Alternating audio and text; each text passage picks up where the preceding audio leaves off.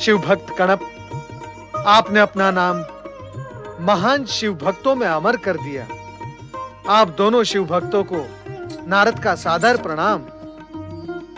आप हमारे पूज्य हैं देवऋषि।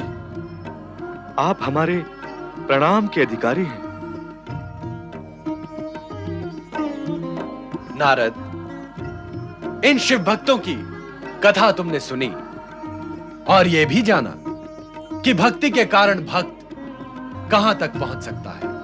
हाँ भगवान, इन दोनों शिव भक्तों की कथा से यह स्पष्ट हो गया कि उच्च स्थान प्राप्ति के लिए उच्च विचार और उच्च कर्म के साथ-साथ उच्च कोटि की शिव भक्ति भी अपेक्षित है।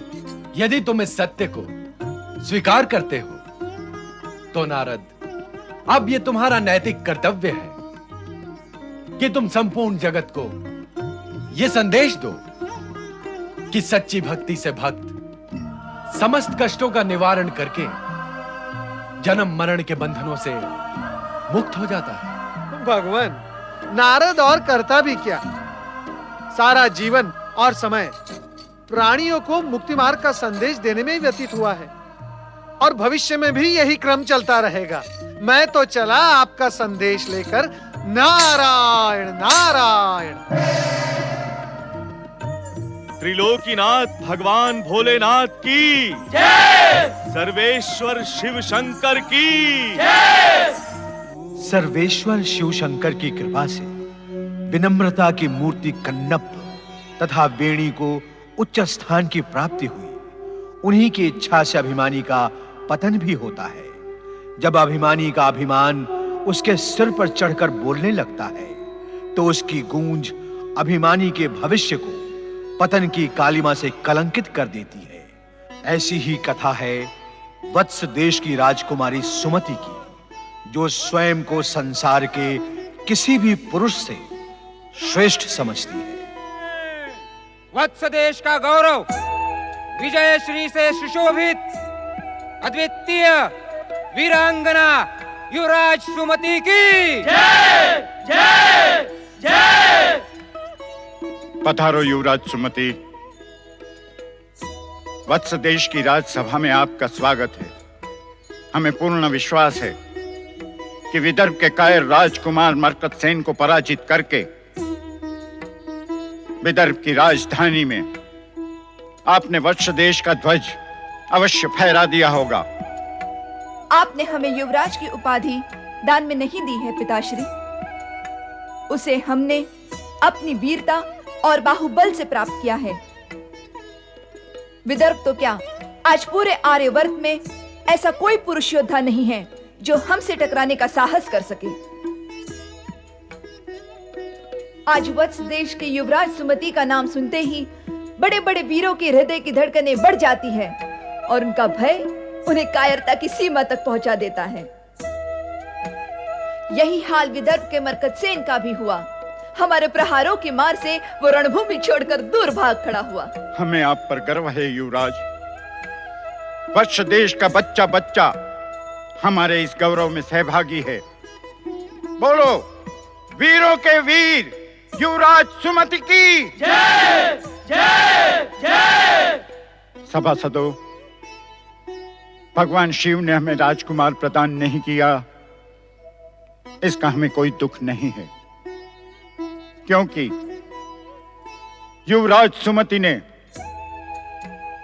अपने कोई पुत्र से अधिक योग्य वत्स देश का सच्चा उत्तराधिकारी सिद्ध किया है। आप सत्य कह रहे हैं महाराज।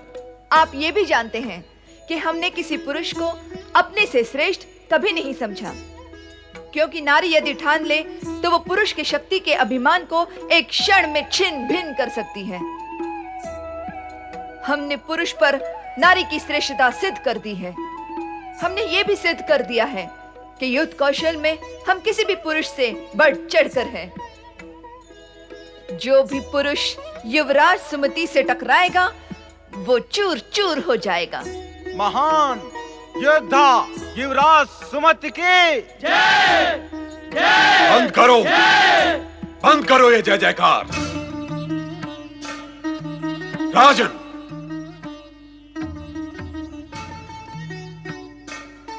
सावधान राजन, रोकिए जय जयकार। ये सत्वहीन जय जयकार राजकुमारी सुमति के पतन का कारण हो सकती है।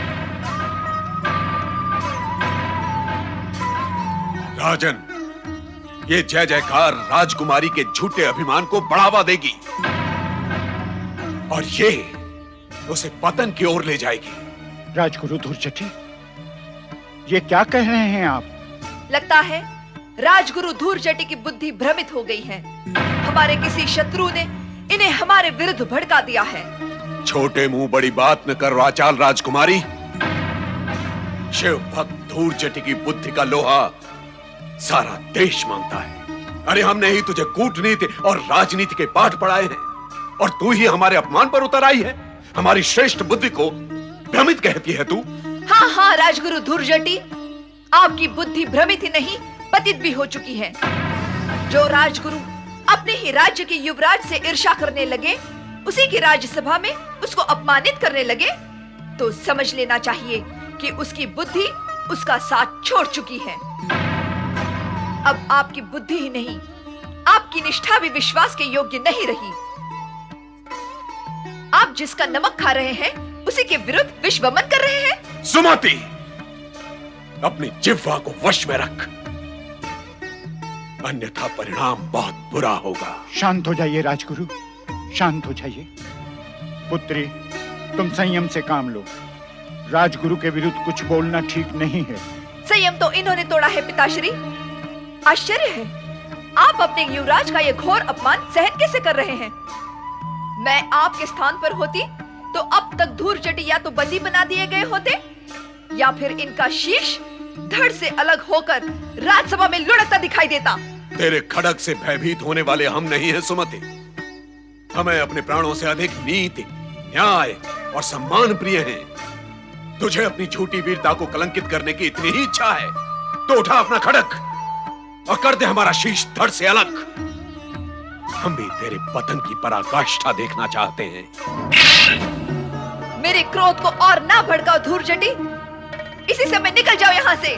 तूने अपने राजगुरु का अपमान करके हमें वत्स देश के राजगुरु पद को त्यागने पर विवश किया है सुमति।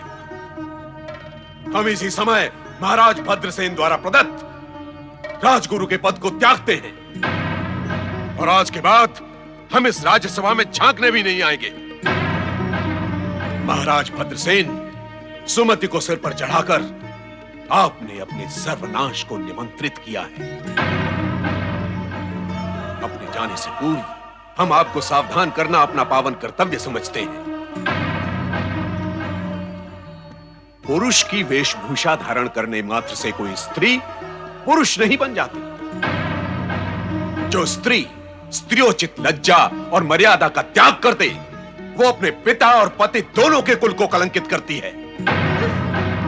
अब भी समझ जा सुमति और अपनी नारी की मर्यादा में वापस आ जा। अपने सुमति नाम को सत्य कर दिखा तू। बस बस, बहुत हो गया। पिताश्री, धूर्जटी से कहिए हमारी आंखों से ओझल हो जाए, अन्यथा इनकी हत्या का पाप आपके सर लगेगा। अब तेरा सर्वनाश निश्चित है धूर्त राजकुमारी।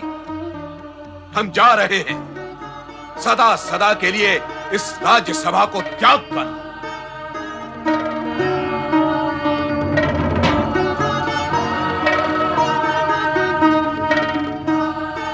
सुमति, जो कुछ हुआ अच्छा नहीं हुआ। जो कुछ हुआ अच्छा ही हुआ महाराज।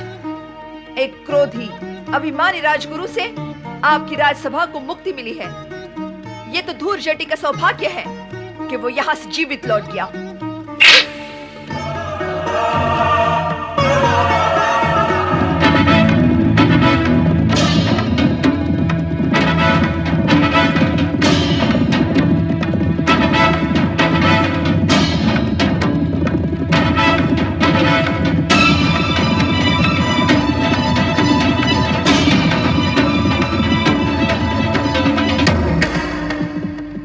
युवराज वज्रसेन, इस वन में आखेट योग्य तो कोई पशु दिखाई नहीं पड़ता। हम भी यही सोच रहे हैं वरुण। आज एक भी आखेट हाथ नहीं आया। हमारा कितना समय वन में भटकने में ही नष्ट हो गया। सुना है इस वन में बारहसिंगा मृग अधिकतम दिखाई देते हैं। हमारी इच्छा थी कि आज किसी भयानक पशु से मुठभेड़ हो। बेचारे मृगों को मारना कोई वीरता की बात नहीं है। सत्य है युवराज, परंतु हमें कुछ देर विश्राम करना आवश्यक है, क्योंकि हमारे साथी भी जल के लिए व्याकुल हो रहे हैं। ओम महारुद्राय स्वाहा। वो देखो, दूर एक आश्रम दिखाई दे रहा है, वहीं जल मिलेगा, तो फिर विश्राम भी कर लेंगे। ओम महारुद्राय स्वाहा। ओम महारुद्राय स्वाहा। युवराज, उधर ना जाएं। यह आश्रम हमारे घोर शत्रु भद्रसेन के राजगुरु धुर्जटी का है। मैं पहले भी एक बार गया था, अपमानित होकर लौट आया। राजगुरु धुर्जटी बहुत क्रोधी स्वभाव के हैं। राजगुरु धुर्जटी का नाम हम बचपन से सुनते आ रहे हैं वरुण। कूटनीति और राजनीति के गुरु के रूप में इनकी समानता कोई नहीं कर सकता। अब स्मरण हुआ, पिताश्री भी बहुत पहले मुझे इनके पास ले गए थे, मुझे इनका शिष्य बनाने के लिए, परंतु इन्होंने अपने शत्रु के पुत्र को शिष्य बनाना स्वीकार नहीं किया था। फिर तो उनके आश्रम में जाने का कोई प्रश्न ही नहीं उठता। ये हमारे शत्रु के राजगुरु हो सकते हैं, परंतु हमारे शत्रु तो नहीं है। और इन जैसा ज्ञानवान व्यक्ति किसी अतिथि को कभी निराश नहीं करेगा। चलो।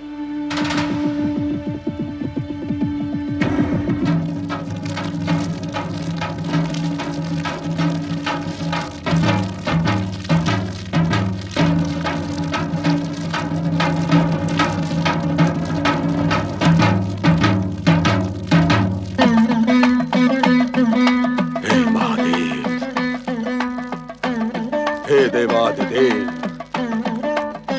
आपके इस भक्त का ऐसा घोर अपमान, ऐसा तिरस्कार आज से पूर्व कभी नहीं हुआ।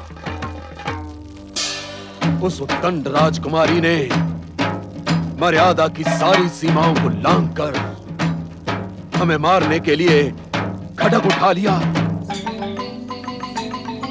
वो तो आपकी कृपा थी कि हम यहाँ जीवित लौट आए। अब कुछ ऐसा करें भोलेनाथ कि हमारा धधकता हुआ हृदय शांत हो सके। कोई ऐसा उपाय करें महादेव कि उस धृष्ट सुमति को उसकी करनी का दंड मिले। जब तक ऐसा नहीं होगा शिव शंकर, हमारा तप्त हृदय इसी हवन कुंड की अग्नि की भांति जलता रहेगा।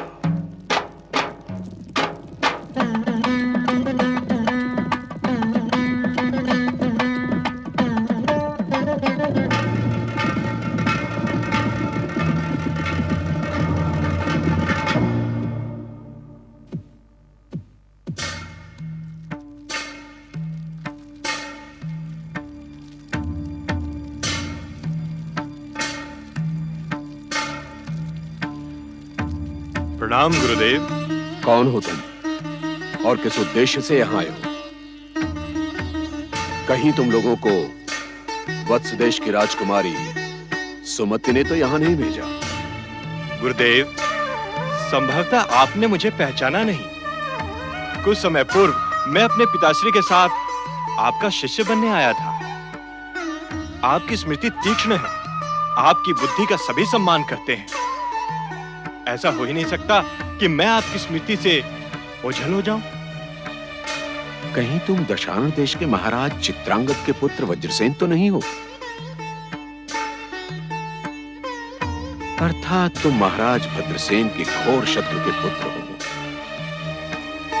अब ये बताओ कि इस समय तुम यहाँ किस प्रयोजन से आए हो? आपका शिष्यत्व प्राप्त करने। क्या तुम्हें यह स्मरण नहीं कि हमने तुम्हें शिष्य बनाना अस्वीकार कर दिया था? समय के साथ निश्चय बदल जाते हैं गुरुदेव। भले ही मैं आपके आश्रित राजा भद्रसेन के शत्रु का पुत्र हूं, परंतु मैं आपसे गुरु शिष्य का संबंध स्थापित करने आया हूं। गुरु शिष्य के बीच में कोई शत्रुता संभव ही नहीं है। वज्रसेन, अब हम वत्स देश के राजगुरु नहीं रहे। समझ लो कि हमारे और उनके बीच एक नई शत्रुता स्थापित हो चुकी है। राजा भद्रसेन के शत्रु भी अब हमारे शत्रु नहीं रहे। अर्थात अब सारी स्थिति बदल गई है।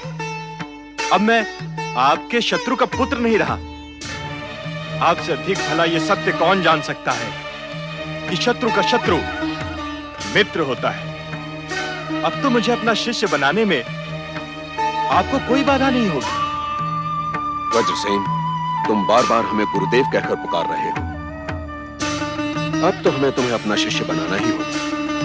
मैं धन्य हुआ गुरुदेव, मेरा जीवन धन्य हो गया। भाग्य का खेल देखें कि मैं उचित समय पर आपकी सेवा में उपस्थित हुआ। यह सत्य है वज्रसेन कि तुम उचित समय पर आए, परंतु हमारा शिष्यत्व ग्रहण करने से पूर्व तुम्हें हमारी एक मांग पूरी करनी है।